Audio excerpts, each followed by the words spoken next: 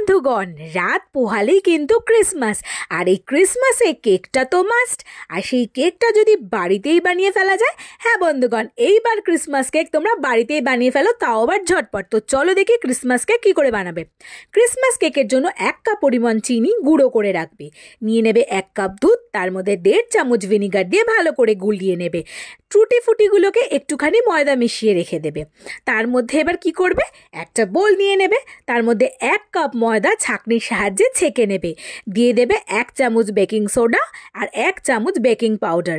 Amul spray দুধ দিয়ে দেবে। গুঁড়ো করে রাখা চিনিটা দিয়ে দেবে, দিয়ে ভালো করে মিশিয়ে নেবে।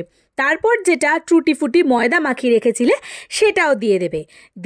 1 কাপ পরিমাণে সাদা তেল, আর আগে থেকে যে দুধটা ভিনিগার দিয়ে মাখিয়ে রেখেছিলে সেই দুধটাও কিন্তু দিয়ে দেবে।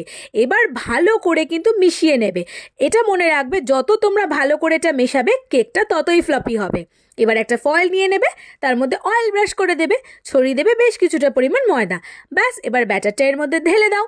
ওপর থেকে গার্নিশের জন্য টুটি ফুটি দিয়ে দাও। এরপর একটা কড়াই নেবে, এটাকে আগে থেকে 10 মিনিট একটু হিটে গরম করে নেবে। তারপর একটা স্ট্যান্ড দিয়ে তার মধ্যে কেক ফয়েলটা বসিয়ে দাও। ব্যাস।